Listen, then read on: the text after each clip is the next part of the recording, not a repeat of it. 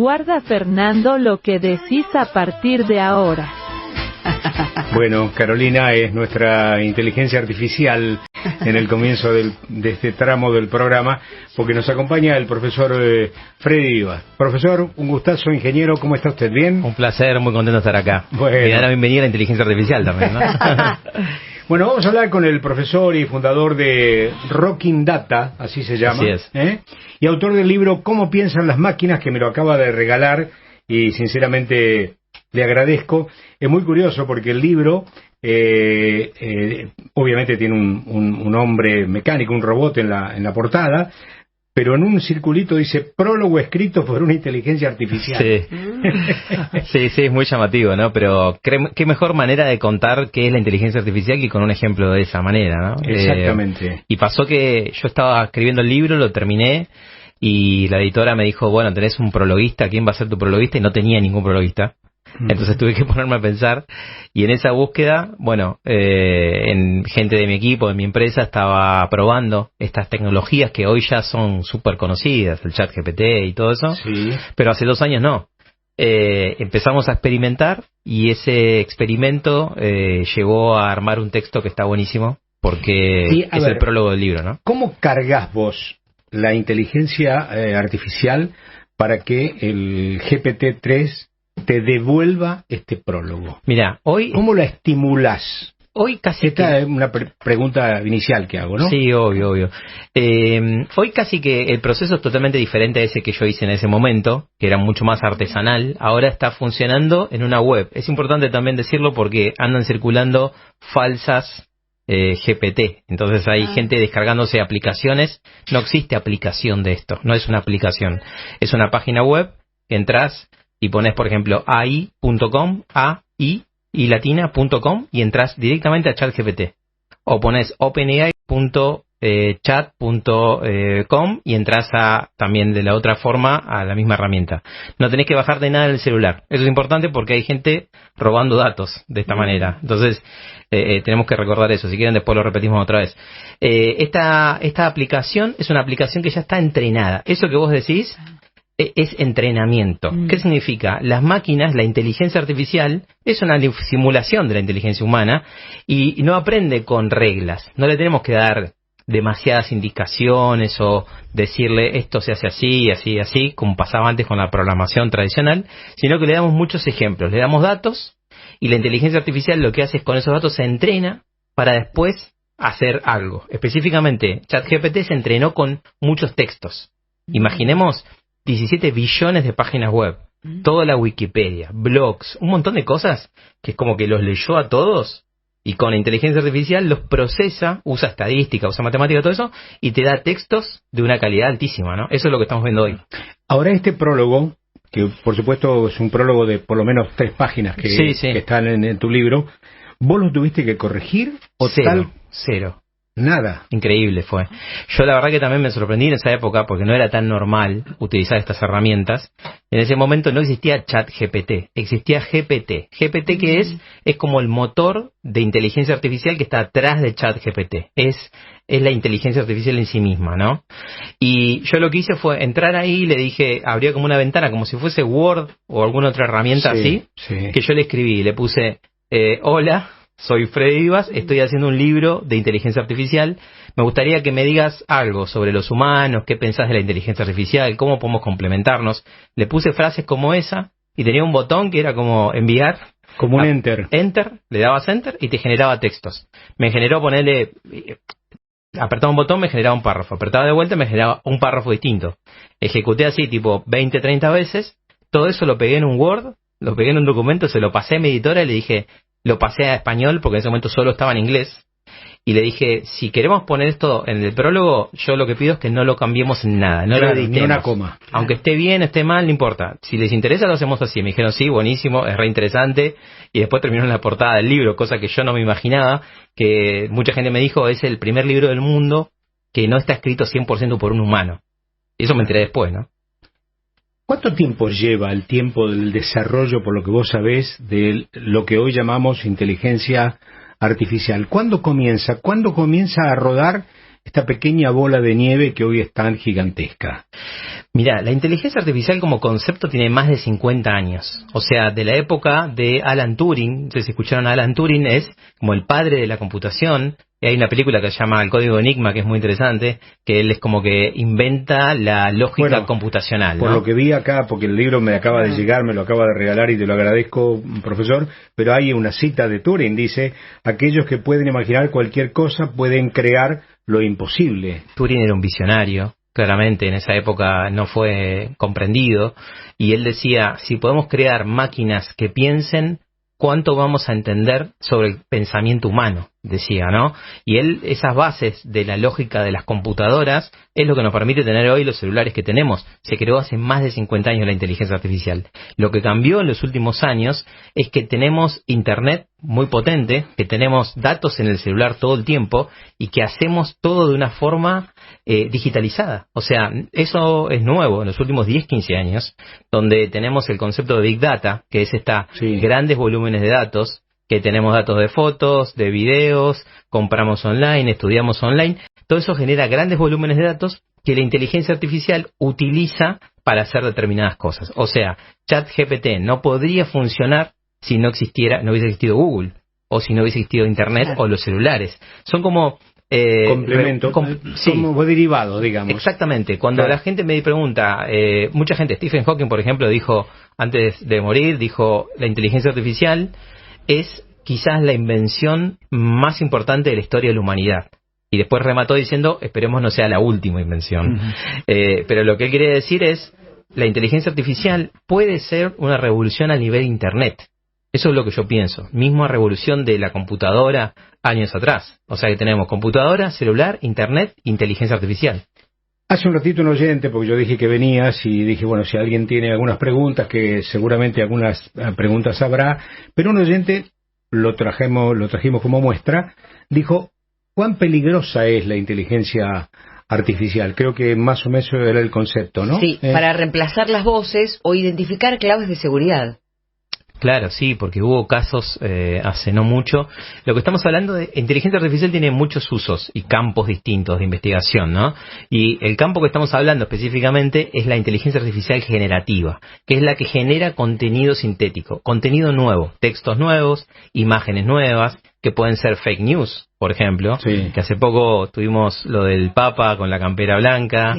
Tuvimos lo de Macron y Trump presos. O sea, son herramientas que permiten generar cosas nuevas, no como antes, como Photoshop, que por ahí hay gente que escuchando y dice, pero Photoshop, por ejemplo, es una herramienta para hacer edición de fotos y eso existe hace más de 20 años.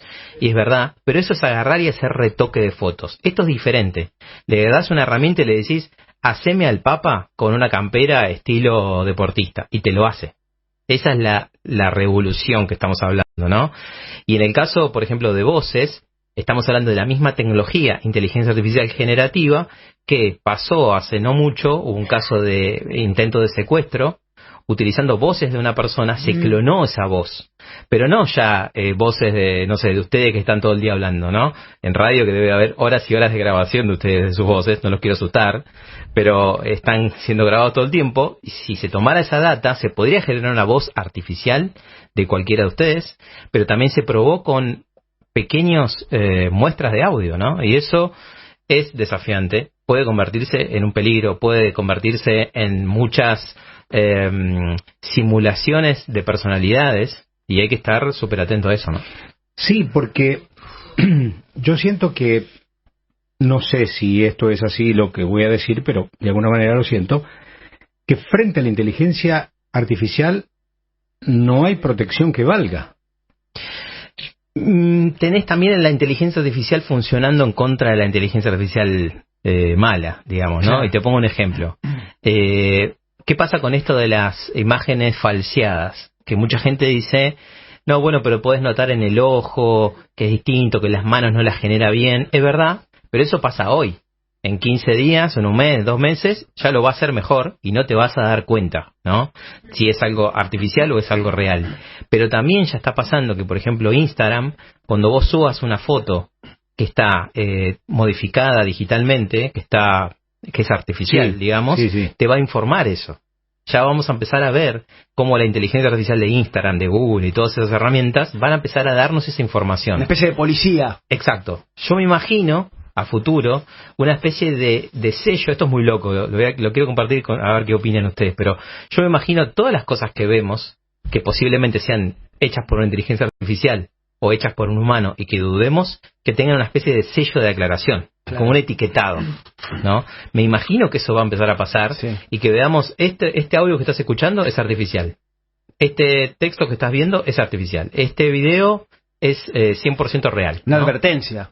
Quizás esa sea una modalidad, no sé qué va a pasar. Es como la botella, tiene sabor, sí, tiene azúcares, claro. Exceso de azúcares, ¿no? Digo, por lo actual, el etiquetado actual, sí, de los productos. Y es que, mira, cuando lo charlé siempre pruebo los conceptos, ¿no? Porque son cosas que no están definidas. Entonces, a veces pienso cosas y digo, la comparto para ver qué opinan.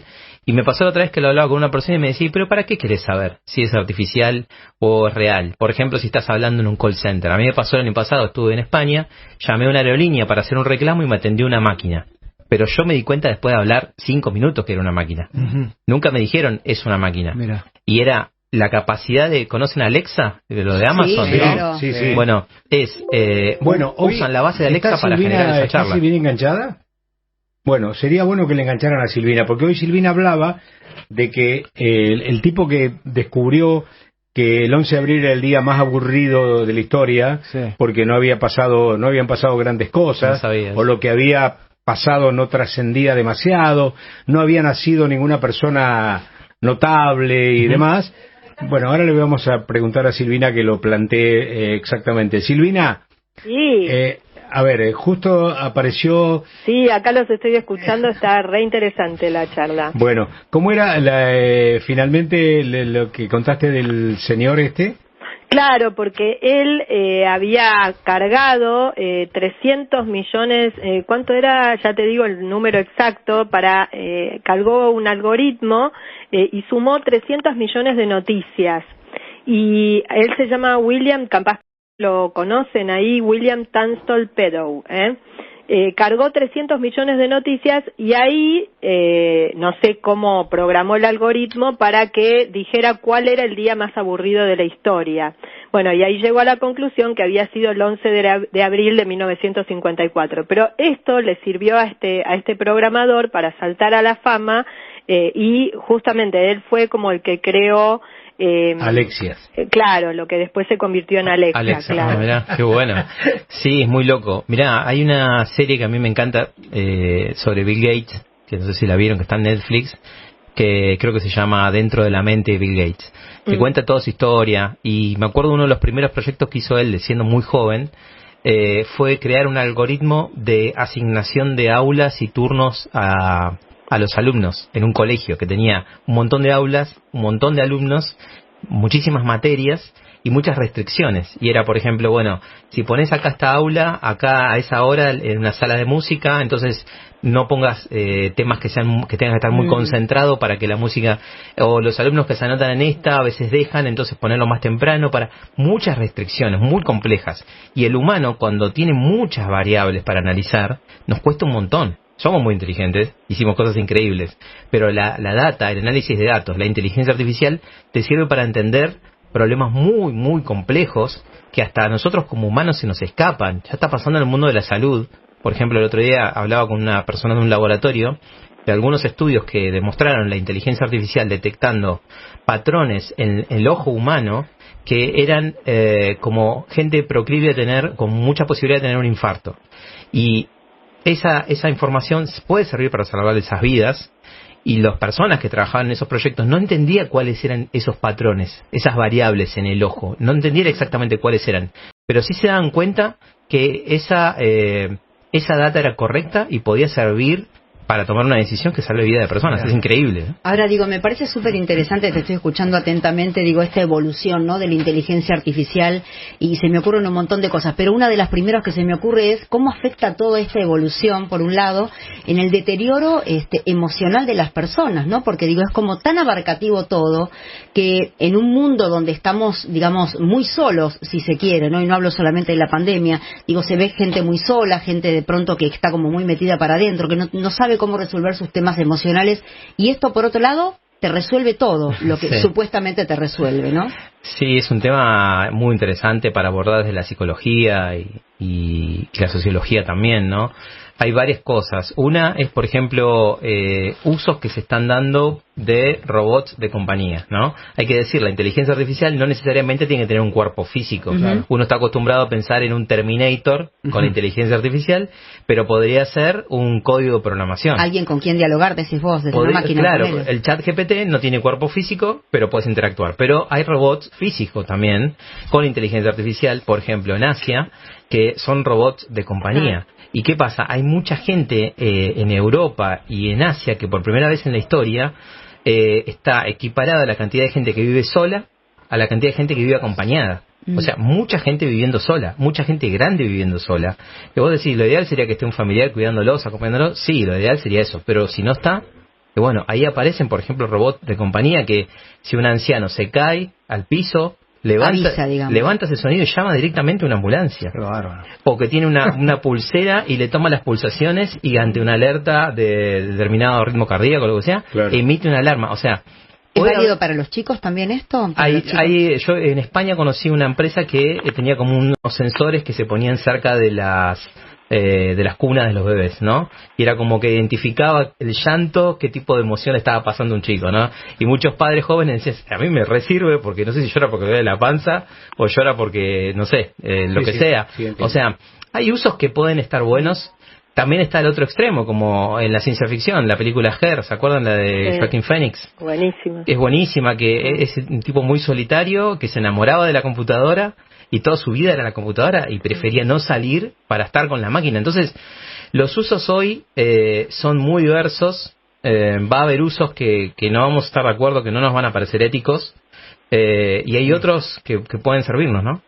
Estamos hablando con Freddy Vivas, ingeniero, profesor, fundador de Rocking Data, autor del libro Cómo piensan las máquinas, y estamos hablando de la inteligencia artificial. Hablando de enamorarse, Claudia vende sus fotos íntimas, pero ella no existe. Son creadas por inteligencia artificial.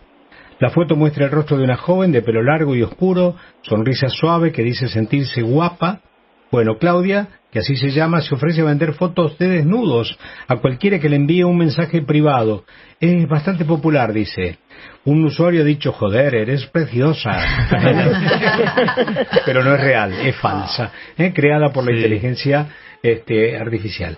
Hay algunas observaciones de los oyentes. Fernando, me encanta tu programa, siempre nos sorprendes con los contenidos. Quería saber, ¿la máquina está pensando o procesando los datos con los que cuenta? ¿La máquina puede enamorarse, por ejemplo? El hombre procesa datos cuando piensa, pero en su pensamiento también intervienen las emociones.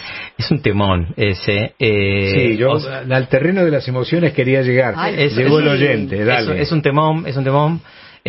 Ahora, por ejemplo, hoy estaba viendo un video de un humanoide sería como un robot con cuerpo, cara de humano, ¿no? Y que tiene como muchos sensores y tiene la capacidad de gesticular y encima con el tono con el que hablaba, conectado a ChatGPT, parecía como que tenía sentimientos. Pero es justamente eso, parece, no tienen sentimientos, no tienen conciencia. Claro. Parece algo básico aclararlo, pero realmente hay que aclararlo porque uno se puede confundir. Hay una forma de conversar y evaluar inteligencia artificial que se llama test de Turing, que justamente este tipo Alan Turing se basa en su lógica, que dice, si vos podés interactuar con una máquina y no darte cuenta si es una máquina o es un humano, es porque ya pasó el test de Turing, tiene un nivel de inteligencia superior. Y hace poco, el año pasado, un ingeniero de Google que estaba probando una inteligencia artificial que va a ser la competencia de ChatGPT, que se llama Bard, que va a salir pronto, ese tipo, un ingeniero, dijo, estoy conversando con un ser que tiene conciencia. Obviamente lo echaron de Google y le dijeron, vos estás loco, no puedes decir esto porque no está pasando esto. Y si lees los textos que están en Twitter, claramente te das cuenta de que no tiene una conciencia, pero había conversaciones del estilo, bueno, cuando estuve en tal curso, en tal clase, le decía la inteligencia artificial, y él le decía, no estuviste en una clase porque sos una inteligencia artificial. Y la inteligencia artificial le decía, bueno, pero te digo eso para caerte bien, no quiero que me tengas miedo. Entonces, si el texto llega a ese nivel de conversación y de complejidad intentando simular algo, bueno, hay que pensarlo. ¿Inspira miedo? Y en esas circunstancias sí, ¿no? Estados Unidos, Joe Biden habló de riesgos potenciales de estos sistemas. transmite un temor, Sí. transmite un miedo. Dice, el presidente americano se reunió con un consejo de asesores para hablar sobre los riesgos potenciales de la inteligencia artificial para la economía, la sociedad y la seguridad nacional. Y hablando de la seguridad, hay otra información. El FBI explicó por qué no hay que usar, estaciones de carga de celulares o máquinas en aeropuertos, hoteles o shoppings. Dice, la Oficina Federal de Investigación develó los riesgos a los que se expone una persona cuando utiliza este tipo de servicios y también se ofreció maneras de contrarrestar posibles vulneraciones. ¿Qué dicen? Advierten sobre el uso de estaciones de carga gratuita en lugares públicos tales como aeropuertos, ¿verdad? A través de un posteo de la red social explicó las razones por las que no deberían hacerlo. Se recomienda no utilizar estaciones de carga gratuita en aeropuertos de personajes con malas intenciones desarrollaron formas de usar los puertos USB públicos para introducir malware y software de monitoreo en los dispositivos. Claro. Mirá, te cuento lo segundo primero. Esto es una recomendación para todos los que estén escuchando. O sea, no usemos la Wi-Fi de los aeropuertos o de las cafeterías o de cualquier otro lugar. No lo usemos al menos para hacer transacciones donde haya datos personales interviniendo. Ajá. O sea, no hagas una transferencia de banco en un aeropuerto. Claro. Bien. Una cosa es que entres y leas el diario, no es lo mismo que transmitir datos de tu tarjeta de crédito. ¿Por qué? Porque las Wi-Fi de los lugares públicos tienen menos segurización. Claro. Están menos controladas justamente para que estén abiertas. Entonces lo lógico es no hacerlo. Y sobre el miedo que me decías, bueno, primero que el miedo a lo desconocido me parece algo súper normal, digamos, ¿no? Sí. Sale algo nuevo. Yo me acuerdo todavía la sensación cuando yo empecé a estudiar computación y todo eso de muy chico, a los 12 años, en el 92.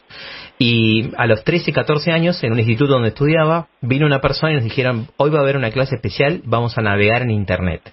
Fue como, ¿qué? Claro, ¿Qué es esto, sí, no? Y me acuerdo, pantalla negra, no me olvido más, en un lugar chiquito, éramos 10, 12 alumnos, sacó una computadora, pantalla negra, DOS, y empezó a escribir un código para conectarse a Internet. Si vos me decías en ese año, 94, todas las cosas malas que puede tener Internet, que tiene la dark web, cosas que no están buenas, venta de armas, narcotráfico, o sea, tiene un montón de cosas malas Internet, pero tiene un montón de cosas buenas. Entonces, ¿en dónde nos vamos a parar hoy en la inteligencia artificial? ¿En encontrarle valor a cosas positivas a la vida o frenarnos y decir, che, no implemento esto porque tiene mucho riesgo? Creo que hay que hacerlo, pero por supuesto cuidando las cuestiones éticas que implican, ¿no?